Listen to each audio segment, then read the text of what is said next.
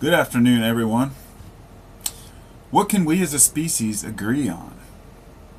Are there any things that we can actually come to a consensus about within reality? I mean, we can't even agree on the shape of the earth or, you know, whether or not different sexes or cultures or beliefs are threatening to us in our individual pursuits. So the question I pose is, what is the thing that cannot be taken away from you? What is the one thing that no one can ever take or strip away from you? Your coffee. No. It's your choice to think positive, to transmute a situation into something great. As is said, if you're not finding something positive in everything that happens, you're not looking hard enough. And sure enough, we can wallow in our miseries and we can complain about what's wrong in the world, but until we act within ourselves, that'll never shine through and reflect through with others, and it will never resonate with other people. Sort of like the person who's unhappy with their life, who goes around telling everyone else how to be happy. Or the person who has no money and is completely broke and is telling people how to get rich. Or is very dirty and telling people how to get clean, or whatever. You get the point. That this has to do with the ethos of a person, the credibility. In other words, you're not going to take, political advice from a person who doesn't know politics, nor are you going to take carpentry advice from a person who works in an office and who's never picked up a hammer. This is where we have to kind of bend to escape the I think, therefore I am type mentality. We can sit and pretend like we are the only thing that exists in the world, but we need each other. This is how we get to the point where we are now. A civilized society, if you want to call it that, which I consider it pretty civilized. I have a more positive outlook on people than I used to. I used to say people were a scourge, that we had, that we weren't really contributing anything, that we were destroying our planet. Why did we evolve? Why are we here? And over the years I began to realize why. It's because we are. Because it doesn't matter. There's no point in questioning why. The point is that we are. We're here. And that if we look at ourselves as a scourge, then we will be a scourge. But ultimately we reflect our own, shortcomings onto the world. So when I'm unhappy in life, I'm likely to think that the rest of the world's unhappy. When I'm broke, I'm likely to wish I had more money. Those kind of things just come along with the lifestyles that each individual lives and how different they are. This is why we all have different needs, different desires, different interests, different hopes, different dreams. Honestly, I don't even know what my dreams are sometimes. And that's one of the ideas of free thinking that makes it so complicated. Because in a simple, narrow-minded level of thinking, a person can work towards a goal their entire life. That goal can be to retire, to have money, to go on vacation, to have fun.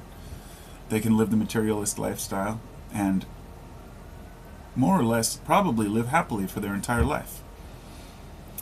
The question to me is, when you're laying on your deathbed, or however it may come, whether you're crushed by a boulder or you spend years in misery, eventually the end will come for all of us. And when you're walking out, what can you take with you? And that is your thoughts, the way of thinking, what you have developed and how you can deal with these things.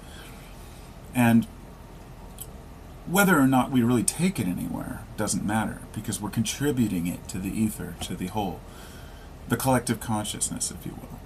And for each person that lives a good life and does things right, it shows others that that's a viable option in a way that they could live too if they choose. But no amount of freedom that's imposed on people through political means can do anything for a person if they're not free in their own mind. And many people think that they're free, but they realize that they're really trapped. They're trapped in negative thinking. They're trapped in fear. Or maybe they're even trapped by an overly positive, optimistic outlook, where everything's through rose-colored glasses. This is where we seek balance. This is where the pendulum falls. Back and forth, back and forth. So when we have our ups and downs in life, and our positive and negative moments, the one thing that we really need to always embrace is that the positive thoughts that we have are the ones that are going to perpetuate our existence, the ones that are going to fulfill us. The negative thoughts we have no place. This doesn't mean we ignore things that are wrong. This means we acknowledge what's going on, and if they impact us in a certain way, for example, we see someone being beaten, we obviously don't say, well, I don't think negative, I'm just going to ignore that. We deal with it, do what needs to be done, but we don't sit and dwell on it for 10 years, or hold contempt towards the person who did it for an unnecessary amount of time. We get over it, we move on, we show the error. It's just like fact-checking in any type of research. Somebody presents something, what they think is right, people check it, and if it doesn't check out, then the people are confronted and they go on and find a new way to live. So if people are negative, if people are acting violent towards one another, we need to show them why that's wrong. And in order to do that, we have to show why a better life is a better life. Because there are a lot of people out there who are very, very shallow in their emotional control. They cannot handle it. They've never gotten past the initial understanding of who they are, to embrace their emotions, yet they let their emotions run them. They run their lives. They get angry, they throw things, they punch holes in walls.